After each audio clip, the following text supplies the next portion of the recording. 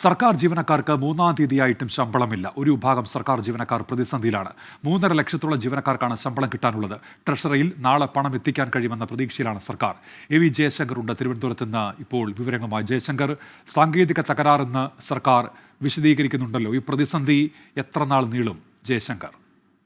ഉമേഷ്, പ്രതിസന്ധി എത്രയും പെട്ടെന്ന് പരിഹരിച്ച് ജീവനക്കാർക്ക് പണം കൊടുക്കാനുള്ള ഒരു ശ്രമത്തിലാണ് സർക്കാർ. ETFD വഴിയുള്ള മണി ട്രാൻസ്ഫർ നടക്കാത്തതാണ് നിലവിലെ പ്രതിസന്ധി കാരണം. ETFD അക്കൗണ്ടിൽ പണമുണ്ട്, പക്ഷേ അത് ബാങ്ക് അക്കൗണ്ടിലേക്ക് ട്രാൻസ്ഫർ ചെയ്യാൻ കഴിയുന്നില്ല എന്നതാണ് നിലവിൽ ട്രഷറി നൽകുന്ന ഒരു വിശദീകരണം. എന്തായാലും ഇത് പരിഹരിക്കാനുള്ള ശ്രമം കഴിഞ്ഞ 24 മണിക്കൂറായി നടക്കുന്നുണ്ട്, പക്ഷേ ഇതുവരെ അതിന് സാധിച്ചിട്ടുമില്ല. എന്തായാലും തിങ്കളാഴ്ചയോടെ പ്രശ്നങ്ങൾ പരിഹരിച്ച് ജീവനക്കാർക്ക് പണം നൽകാമെന്നാണ് ധനവകുപ്പ് നിലവിൽ നൽകുന്ന ഒരു വിശദീകരണം. ഏകദേശം 3.5 ലക്ഷത്തോളം അധ്യാപകർ ഉൾപ്പെടെയുള്ള ജീവനക്കാർക്കാണ് നിലവിൽ ശമ്പളം മുടങ്ങിയിരിക്കുന്നത്.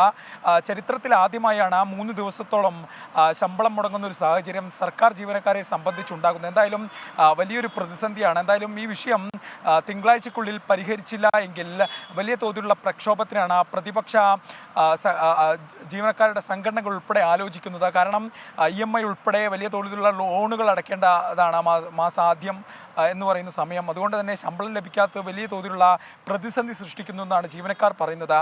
സർക്കാർ സാങ്കേതിക തടസ്സങ്ങൾ എന്ന് പറയുമ്പോഴും സാമ്പത്തിക പ്രതിസന്ധിയാണ് ഇത്തരത്തിലുള്ള ശമ്പള വിതരണത്തിലെ തടസ്സമെന്നും പ്രതിപക്ഷ യൂണിയനുകൾ ആരോപിക്കുന്നുണ്ട്. പക്ഷേ സർക്കാർ നൽകുന്ന വിശദീകരണം സാങ്കേതിക തടസ്സങ്ങൾ കൊണ്ട് മാത്രമാണ്, പണം കയ്യിലുണ്ടെന്നാണ് സർക്കാർ പറയുന്നത്. എന്തായാലും പ്രതിസന്ധി പരിഹരിക്കാനുള്ള ഒരു ശ്രമം ധനവകുപ്പിൻ്റെ ഭാഗത്തുനിന്നും ട്രഷറിയുടെ ഭാഗത്തുനിന്നും തുടരുകയാണ്. എന്തായാലും തിങ്കളാഴ്ചയോടുകൂടി പ്രശ്നങ്ങൾ പരിഹരിച്ചുകൊണ്ട് 3.5 ലക്ഷത്തോളം ജീവനക്കാർക്ക് പണം നൽകാനാകുമെന്നാണ് ട്രഷറിയുടെ ഒരു പ്രതീക്ഷ. ഉന്മേഷ്.